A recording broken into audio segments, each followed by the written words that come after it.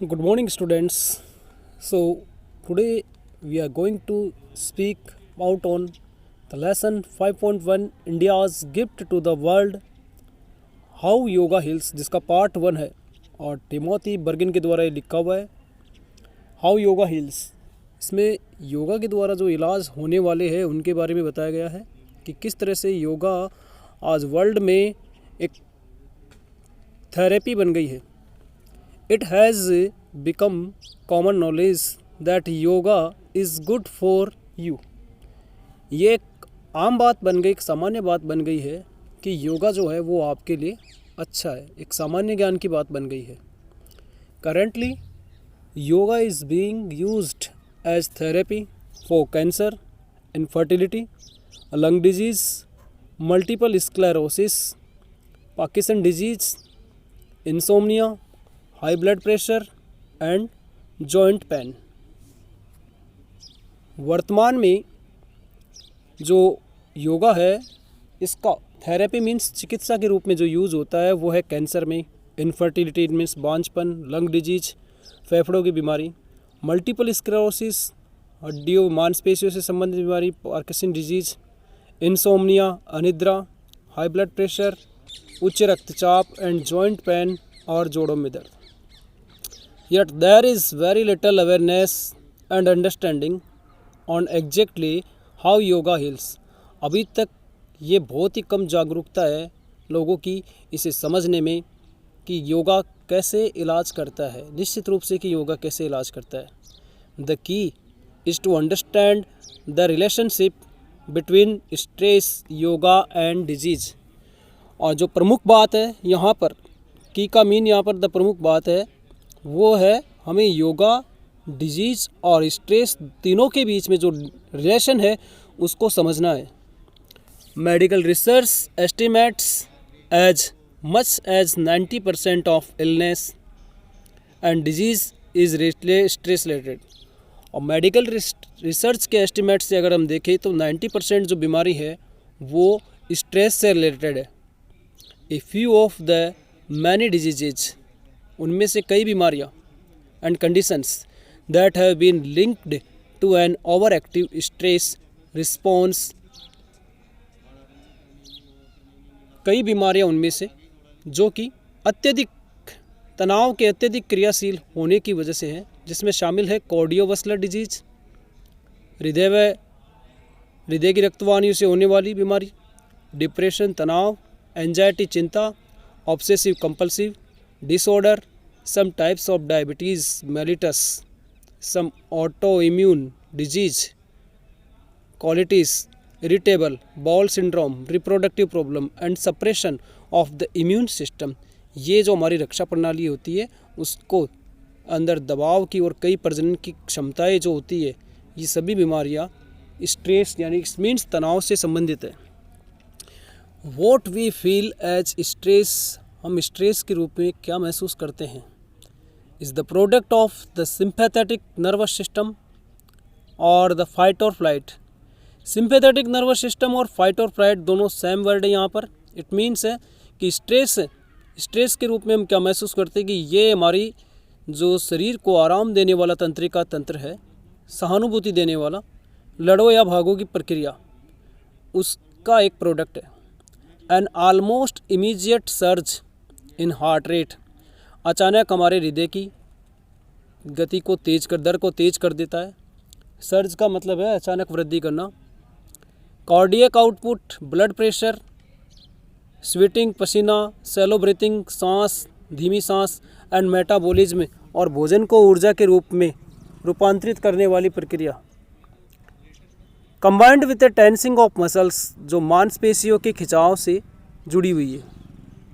Internally the fight और flight response shut down digestion, और आंतरिक रूप से फाइट और फ्लाइट रिस्पॉन्स जो कि डाइजेशन को शट डाउन कर देते हैं, एंड एलिमिनेशन, और जो मल निष्कासन होता है, and reduce blood flow to the internal organs, और जो आंतरिक अंग होते हैं शरीर के उनके अंदर जो ब्लड का फ्लो होता है, रक्त का प्रवाह, उसमें भी कमी कर देता है। Short term this stress reaction is a good thing, छोटे समय के लिए ये रिएक्शन अच्छा है।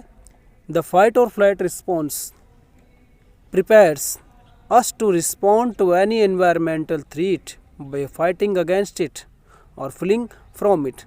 जो लड़ो या भागो की प्रक्रिया है वो हमें तैयार करती है कोई भी पर्यावरणीय खतरे के लिए, हमें उसके विरुद्ध लड़ने के लिए और इसको भगाने के लिए। But long term continuous exposure to stress is harmful. लेकिन लंबे समय से लगातार आने वाला, सामने जो आने वाला जो स्ट्रेस है वो हमारे लिए यहाँ पर हानिकारक है। Chronic stress can lead to continuously high levels of cortisol. Chronic stress क्या करता है, जो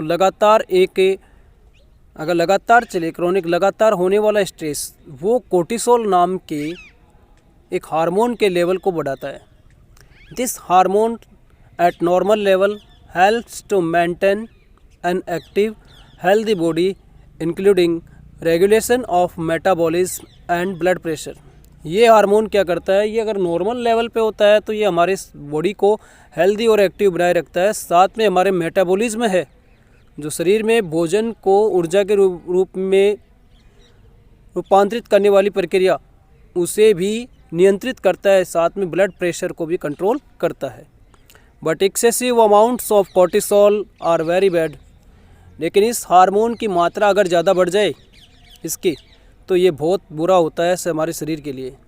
high levels of cortisol can also increase your heart rate. अगर आपके कॉर्टिसोल हार्मोन का लेवल अगर बढ़ गया, ज़्यादा बढ़ जाता है, तो ये आपकी हार्ट रेट को बढ़ा देता है, ब्लड प्रेशर को बढ़ा सकता है, एंड योर कोलेस्ट्रॉल, और आपके कोलेस्ट्रॉल को भी। Risk factor for both heart attacks and strokes. ये हार्ट अटैक और हृदय आघात और स्ट्रोक्स, लकवा, दोनों के लिए खतरे का कारक है। Fortunately the body has a natural counter balance. एक सौभाग्यवश रूप से शरीर के अंदर एक प्राकृतिक संतुलन होता है टू द फाइट और flight response called the parasympathetic nervous system. Fight और फ्लाइट रिस्पॉन्स के लिए जिसे पैरासिम्पैथेटिक नर्वस सिस्टम भी कहते हैं। और द रिलैक्सेशन रिस्पॉन्स, या शरीर को आराम देने वाली प्रक्रिया। The parasympathetic nervous system becomes activated when the threat और स्ट्रेसर हैज़ पास्ट और एंडेड। ये शरीर को आराम देने वाला तंत्र तभी एक्टिव होता है जब हमारे शरीर से जो भी खतरा होता है स्ट्रेस से रिलेटेड, वो गुजर जाता है या समाप्त हो जाता है। But it can also be consciously activated. लेकिन इस पैरासिम्पैथेटिक नर्वस सिस्टम को आप जानबूझ करके भी एक्टिव कर सकते हैं by deepening the breath and by relaxing the skeletal muscles. आप अपनी हड्डियों व मांसपेशियों को आराम दे करके और गहरी सांस लेकर के भी आप इसको एक्टिव कर सकते हैं। The relaxation response is also known as rest and renew.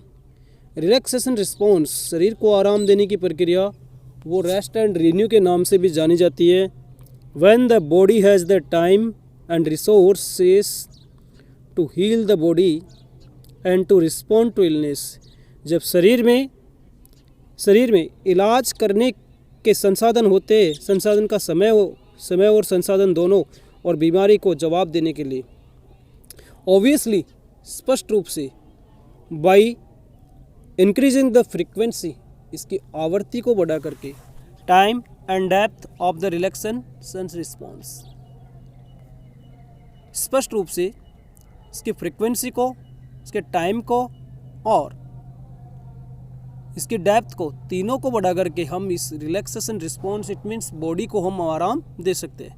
We not only allow our body to recover from illness. हम हमारे शरीर को न केवल इलनेस एंड डिजीज, बीमारियों से लड़ने के लिए सुधार करने की अनुमति नहीं देते, but we also practice preventive medicine by allowing the body to perform all. लेकिन हम लोग हमारे शरीर में जो बीमारियां होती है उनसे बचने के लिए मेडिसिन्स को भी अलाउ करते हैं, दवाइयों का भी प्रयोग करते हैं। और इट्स एसेंशियल मेंटेनेंस टास्क, ये शरीर के रख रखाव के लिए अति आवश्यक है। The main work of yogic exercise are inverting, twisting, compressing of the body organs.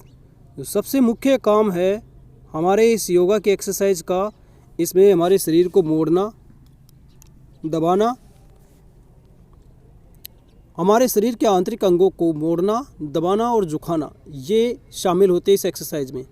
Deep breathing and conscious relaxations, गहरी सांस लेना और शरीर को आराम देना। Not only does yogas practice to active the parasympathetic nervous system, न केवल योगा का अभ्यास शरीर के परानुकंपी तंत्रिका तंत्र को एक्टिव करता है, रिड्यूस स्ट्रेस, ये स्ट्रेस में भी कमी करता है, and allow the body to heal itself, और शरीर को अपने आप में ही इलाज करने के लिए अलाउ करता है। But the practice of yoga also improves the bodies inherent, लेकिन योगा की प्रैक्टिस करने का मतलब है कि ये शरीर की जो आंतरिक जो बॉडी इनहेरेंट हीलिंग एबिलिटीज़, शरीर की जो अंदर की जो हमारी इलाज करने की योग्यताएं है उनमें इम्प्रूव करता है।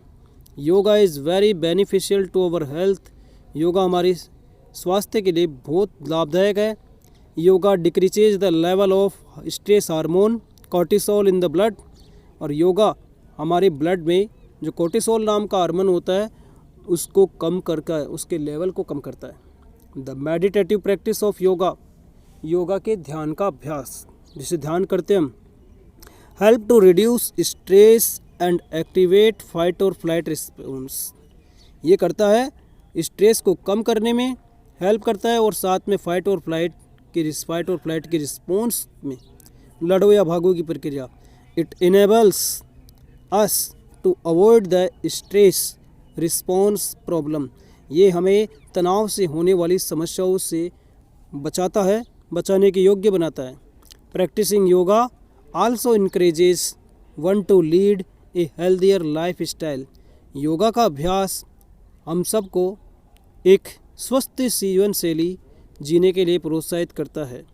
Yoga can be used as a therapy for several dangerous diseases, yoga को कई अनेक खतरनाक बीमारियों की चिकित्सा के रूप में भी प्रयोग किया जाता है। सो स्टूडेंट्स, ये थी करीब इसका मतलब ऑलमोस्ट जो इस लेसन की समरी थी वो कंप्लीट आ गई। इसमें प्योरिटी ऑफ हेल्थ में इसमें योगा के बारे में बताया गया है, और साथ के अंदर आज इसके जो क्वेश्चंस है, क्वेश्चन आंसर जो एडिशनल नॉन एडिशनल, वो सारे क्वेश्चन आंसर आपको व्हाट्सएप और एप्लीकेशन दोनों के अंदर प्रोवाइड हो जाएंगे। आप वहाँ से उसका होमवर्क जो है अपनी नोटबुक में करेंगे और इस लेसन पे पूरा ध्यान देंगे। ये आपके लिए एक इम्पोर्टेंट लेसन है यहाँ पर। ओके स्टूडेंट्स, तो आज के लिए अपने इस योगा का जो लेसन है आप इसको आज ही लर्न करके कंप्लीट कीजिएगा, और इसके क्वेश्चन आंसर भी तुरंत ही आप लर्न करेंगे। Okay, thank you, that's all, see you.